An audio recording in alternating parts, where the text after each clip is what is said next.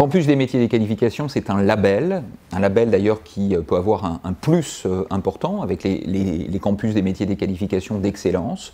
C'est un label qui est décerné à l'origine par trois ministères, le ministère de l'Éducation nationale, le ministère de l'Enseignement supérieur, le ministère du Travail, auquel s'ajoute le ministère de l'Économie et des Finances, et pour le campus Autonomie et Inclusion, également le ministère de la Santé et des Solidarités.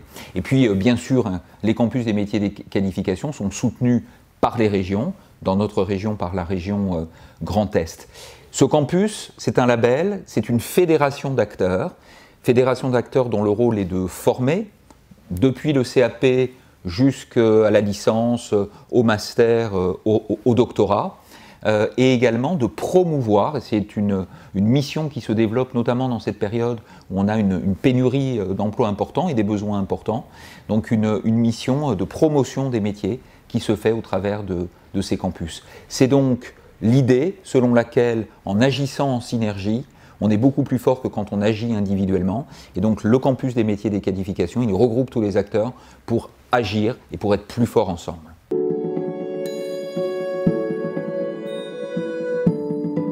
Alors effectivement, un CMQ, un campus des métiers et des qualifications, ça fédère des acteurs.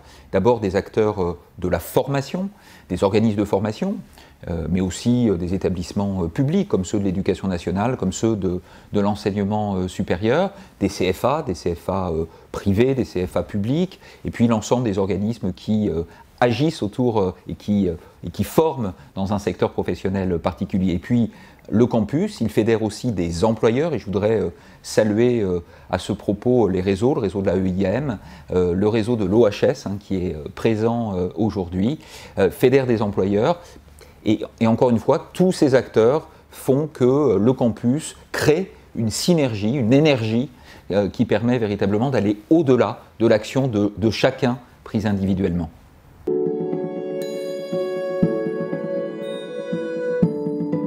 Alors l'éducation nationale est à l'origine des campus des métiers et des qualifications en 2013, puis en 2017-2018 avec l'enseignement supérieur, avec le ministère du Travail, notamment sur les campus dits d'excellence. Et l'éducation nationale joue un rôle important au travers de ces établissements, de ces lycées professionnels, du CAP au baccalauréat professionnel, de ces lycées technologiques ou polyvalents, et notamment jusqu'au BTS, et donc aux côtés des établissements d'enseignement supérieur, je pense notamment aux IUT, mais je pense aux universités plus largement, l'éducation nationale est évidemment un acteur, un opérateur de formation important, mais aussi joue avec les autres ministères un rôle de tutelle sur ces campus des métiers et des qualifications.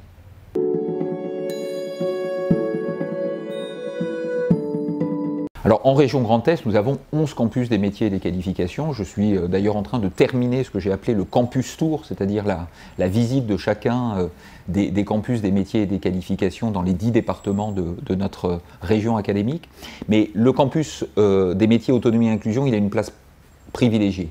Il a une place privilégiée parce qu'en termes de progression des emplois, de besoins en emploi, il est véritablement au cœur d'un enjeu économique, bien sûr, mais d'un enjeu de société également. Les métiers d'aide-soignants, les métiers d'infirmiers sont parmi les métiers qui ont été identifiés comme les métiers en plus forte expansion entre 2019 et 2030. Dans la région Grand Est, ce sont 8000 emplois tous les ans qui vont se libérer ou être créés dans le secteur de l'autonomie et de l'inclusion. Et donc à la fois former, c'est le rôle du campus, mais aussi faire la promotion des métiers du sanitaire et social auprès des jeunes, c'est aussi l'autre rôle du campus. C'est pourquoi ce campus des métiers autonomie et inclusion, il est véritablement majeur dans notre région, et c'est pour ça qu'il est soutenu par l'État et par la région Grand Est.